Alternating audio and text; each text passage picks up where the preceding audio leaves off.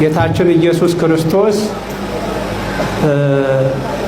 ጥር 11 ቀን ተጠምቆ ዕለቱን ወደ ገዳመ ቆሮንቶስ ገብቶ 40 ቀን 40 ሌሊት ጸልዮ ከወጣ በኋላ በሶስተኛው ቀን የካቲት 23 ቀን ማለት ነው። በዓሉን ወደዚህ ያመጣንበት ራሱን የቻለ ምክንያት አለው እንጂ ይሄ ሰርግ የተደረገው በቃና ዘገሊላ እመቤታችን የተገኘችው ጌታችን ከደቀ መዛሙርቱ ጋር የተገኘበት ቀኑ የካቲት 23 ቀን ነው።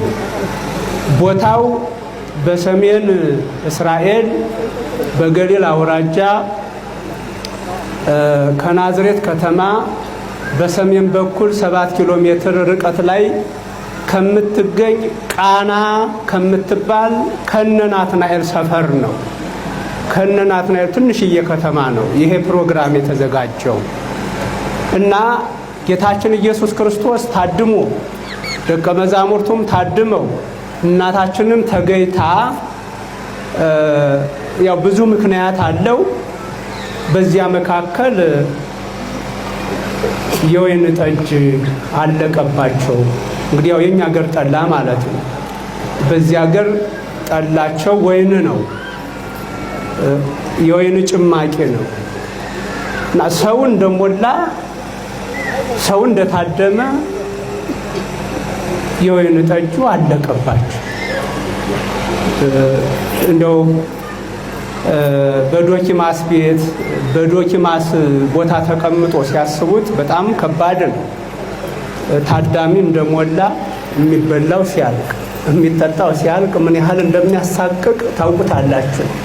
ደግሳችሁ ይሄ ነገር ቢገጥማችሁ ምን እንደሚሰማችሁ አስቡት።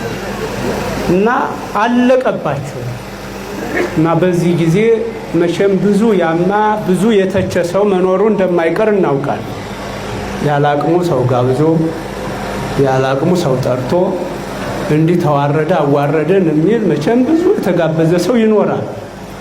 እናታችን ድንግል ማርያም ግን በዚህ አይነት መልኩ ሳታማ ወሶበ ሀልቀ ወይኖሙ ትቤሎ እሙ ለእግዚ ኢየሱስ ወይንኪ አልቦሙ።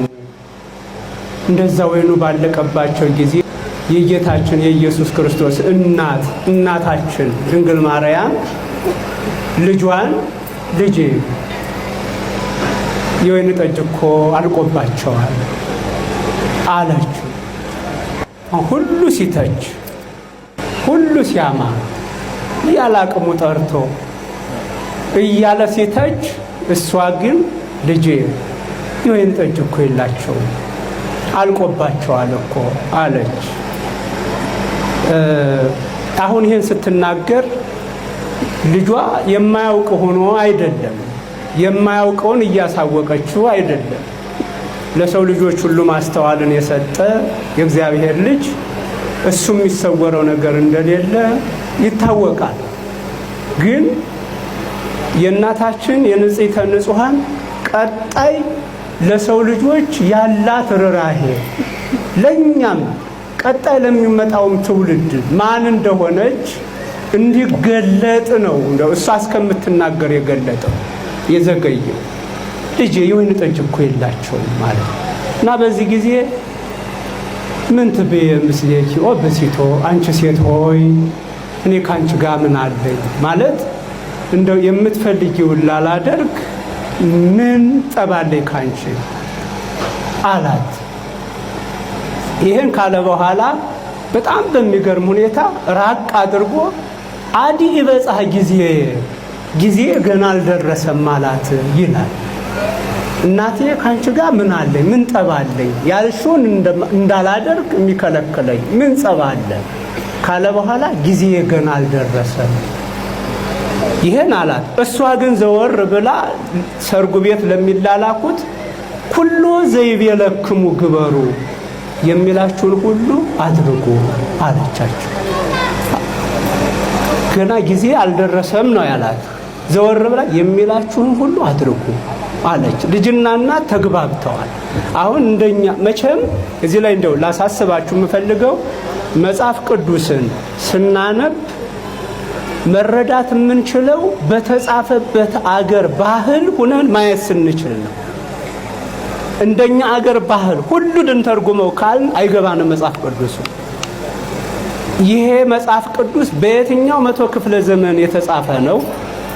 ለየትኛው ማህበረሰብ የተጻፈ ነው? የዛ ማህበረሰብ ባህል ወግ ምን ነበር የሚለውን አጥንተን ነው መጽሐፍ ቅዱስን መረዳት የምንችለው። እንግዲህ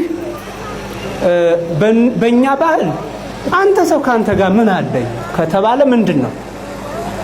ጠብ ነው አይደል?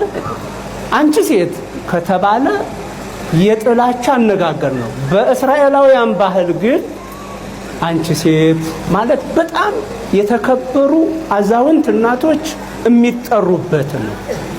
ካንቺ ጋር ምን አለኝ ሲልም ምን ጸባለኝ፣ ይሄን የፈለከውን ነገር እንዳላደርግ ካንተ ጋር ምን ጠባለኝ፣ ምን ይከለክለኛል፣ ካንቺ ጋር ምን ጠባለኝ፣ ምን ይከለክለኛል ማለት ነው። በዚህ መልኩ ነው መረዳት የምንችለው። እናትና ልጅ ይኸው በቋንቋው በአካባቢው ባህል ዘይቤ ተግባብተው ዘወር አለችና የሚላችሁን ሁሉ አድርጉ አለች። ወአመሳልስት ዕለት ከብካብ ኮነ በቃና ዘገሊላ። በሶስተኛው ቀን በገሊላ ቃና ወይም በገሊላ አውራጃ ውስጥ በምትገኘው በቃና መንደር፣ ቃና በምትባል መንደር ሰርግ ሆነ። በሶስተኛው ቀን ማለት ጌታችን ኢየሱስ ክርስቶስ 40 ቀን 40 ሌሊት ከጾመ ከጸለየ በኋላ ወጥቶ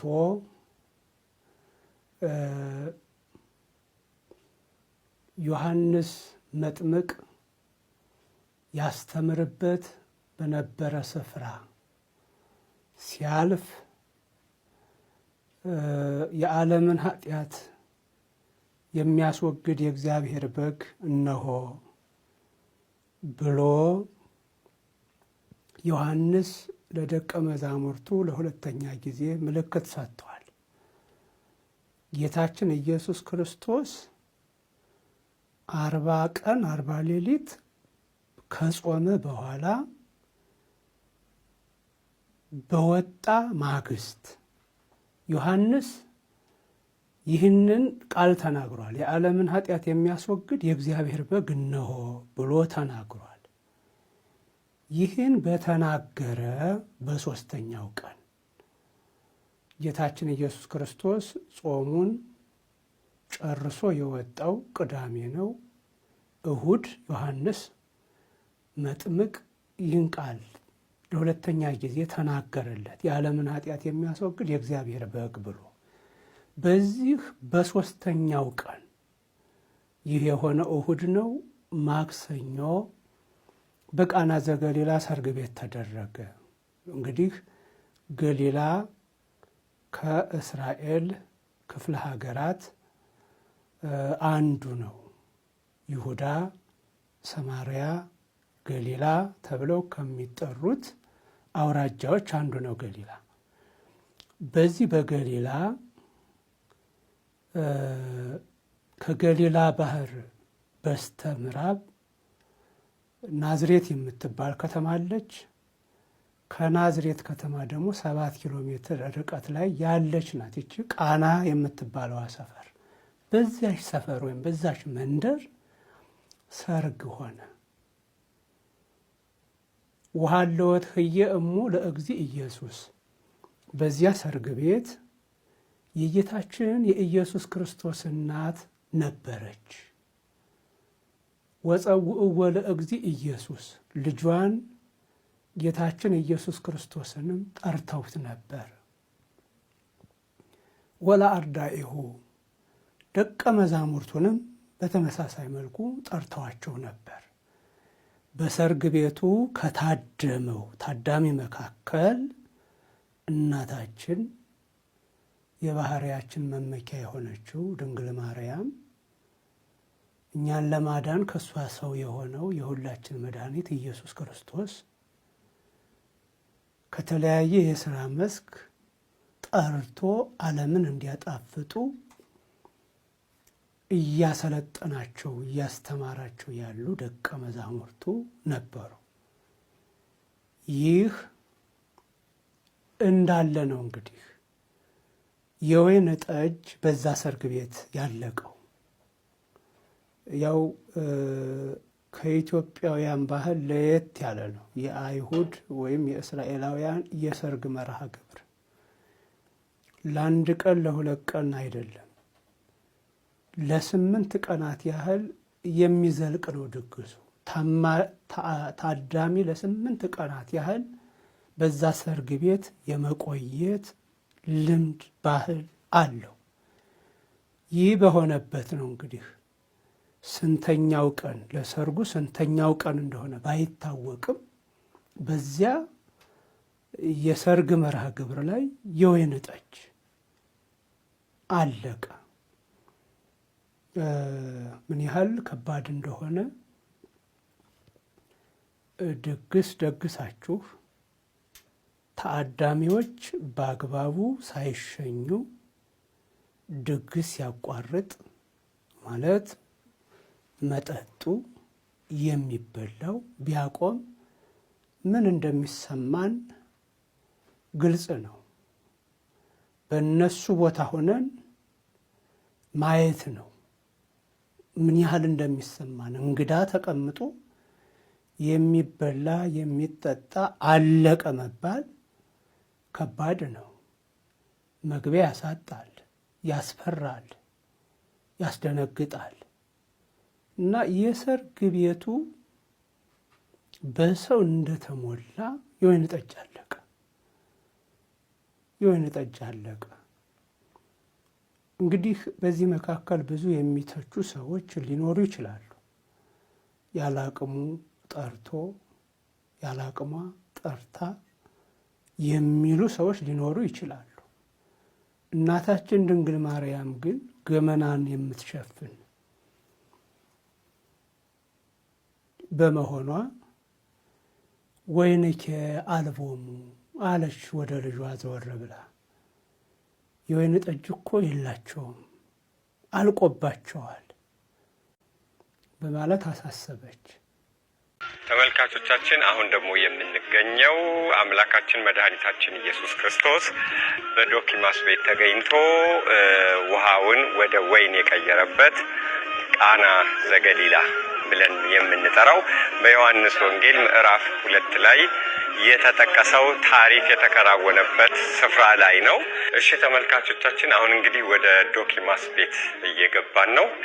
ዶኪማስ በዚህ እንግዲህ መድኃኔዓለም ኢየሱስ ክርስቶስ የመጀመሪያውን ተአምር ያደረገበት የእመቤታችን የቅድስት ድንግል ማርያም አማላጅነት ደግሞ የተገለጠበት ታላቅ ስፍራ ነው። ይሄ ወደ ውስጥ እንገባና በወቅቱ እንግዲህ 6 ጋኖች ነበሩ ባዶ የነበሩ ውሃ የተሞሉ።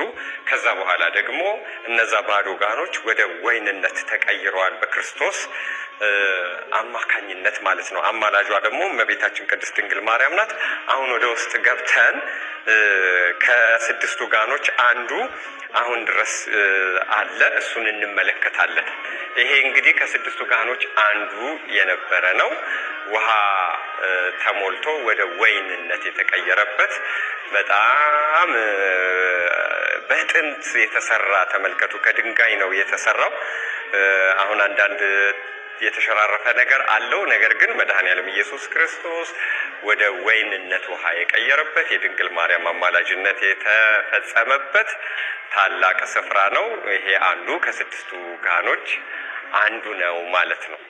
በዚህ ስፍራ በዶኪማስ ቤት ጭንቀት ወደ ደስታ ተቀየረ። የጎደለ ነገር ሞላ፣ ጣፋጭ ሆኖ ተገለጠ። የብርሃን እናት አማላጅነቷ ታየ። በብሉይ ኪዳን ለጨለማው ዘመን ማለቂያ ምልክት ተደርጋ የተሰጠች፣ በሐዲስ ኪዳን የመጀመሪያው ተአምር በሷ አማላጅነት ተፈጸመ። ልጇ ወዳጇ ከሁለት አካል አንድ አካል ከሁለት ባህሪ አንድ ባህሪ ሆኖ በተዋህዶ የተገለጠው ሰው ወዳጁ ክርስቶስ የመጀመሪያውን ተአምር በዶኪማስ ቤት በድንግል ማርያም አማላጅነት ፈጸመ።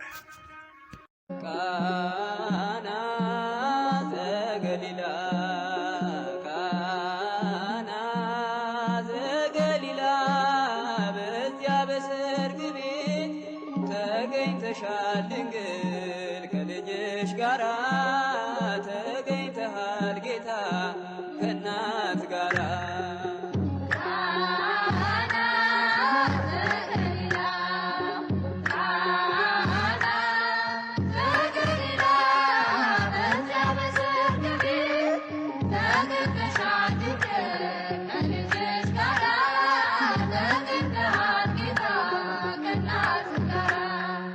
እድምተኞች ሞልተው የተጋበዙት ሲበሉ ሲጠጡ ወይኑ አልቆበት ድንግል እናታችን ቤዛዊተ ዓለም